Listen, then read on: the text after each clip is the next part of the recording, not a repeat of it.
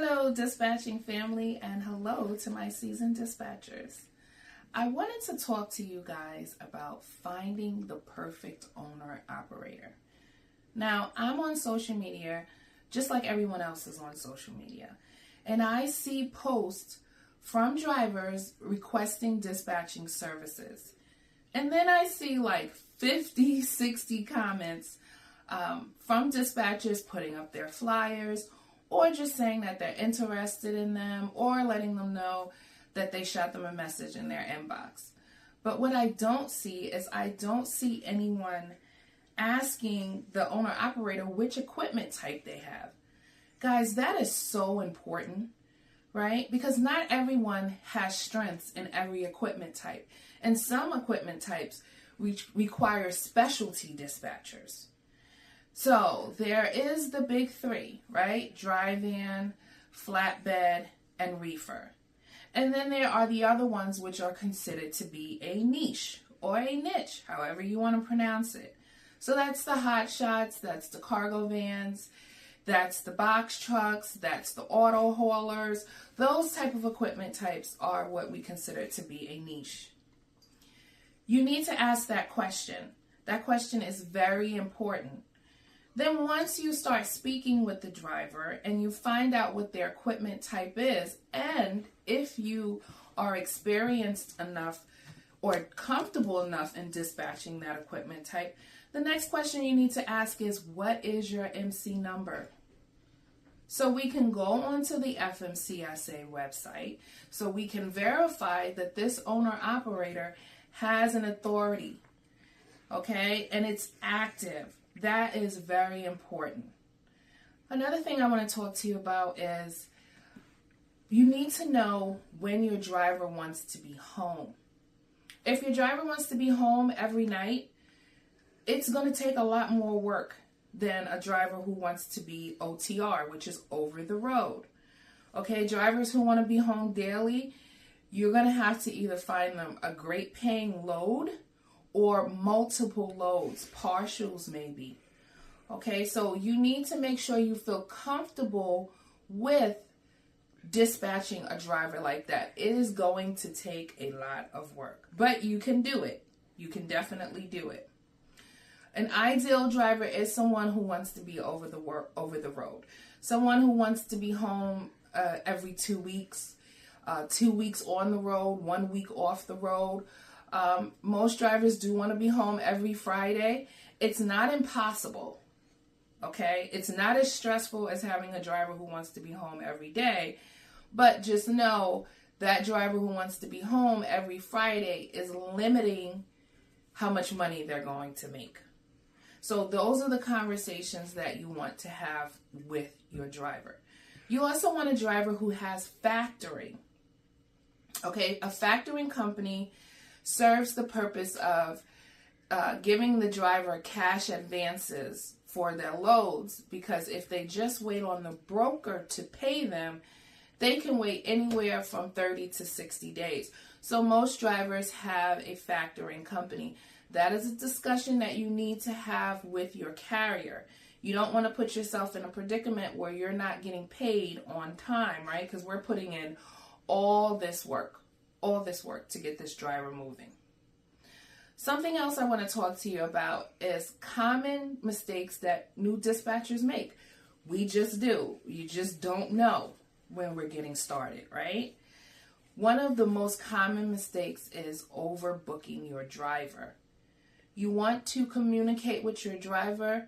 You want to ask your driver how much time they have, how many hours they have to drive, because you don't want to book your driver on a load and then book them another load as soon as they deliver the load.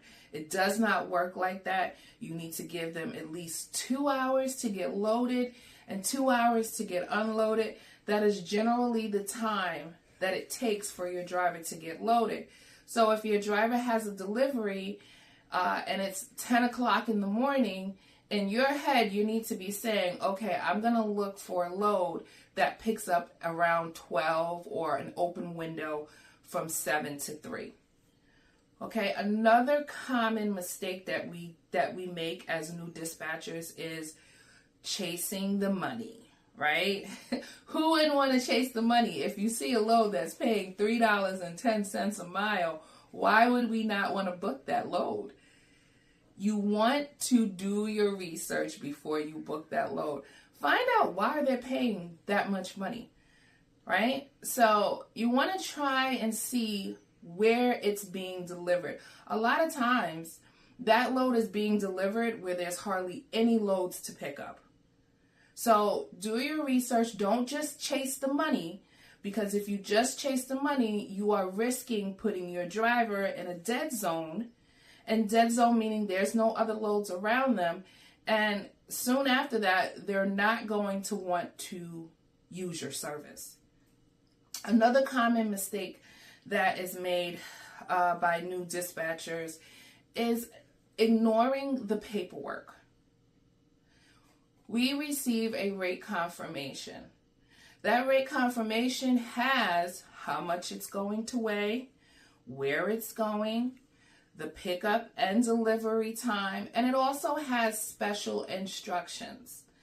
Now, total transparency, I glance over the rate confirmation. When I'm on the phone, I ask particular questions that I would be looking for in the rate confirmation. But once I send that rate confirmation off to my driver, it is their responsibility to read the rate confirmation thoroughly. So if there's anything that I may have overlooked, there is a second pair of eyes looking at that rate confirmation. Now, if your driver is delivering to a DC, a distribution center or a warehouse where there is the commodity is food, one important question we need to ask is there a lumper? For those who don't know what a lumper is, it is the helpers that take the product off the truck. Sometimes they charge separately to do that. Okay. Also, if they're delivering food, sometimes the wait time is ridiculous. And you're also going to ask, how much is detention? I see that my driver is delivering food to such and such location. What's the detention rate? Because there is a very strong possibility your driver is going to be sitting there more than the regular or generally 2 hours. They're going to be sitting there for 5 hours, and you need to know how much your driver is going to get paid. Last but not least, understand the lanes you are running. Okay, and when I say lane, I mean from point A to point B. Do your research. Use those tools that we have on the load boards to make sure that when you start calling to negotiate the rates, you already have an idea of what that lane is paying. Not every lane pays the same. I will give you an example. From North Carolina to Virginia, it pays pretty nice in a dry van. But from Virginia back to North Carolina, yeah, it's definitely not going to pay the same rate. So that's what I mean by understanding your lanes. All right, to go into certain locations pay great, but to come out of those locations to somewhere else may pay horrible. Thank you for listening to this video. I try to give you as much information as possible and try to make it simple as well. If you like what I said today, please hit that like button. Let somebody else hear some good news. Let somebody else hear some great information. And don't forget to subscribe, because I will keep making videos and keeping you informed and help support you on your dispatching journey. I'll see you on the next video. Bye.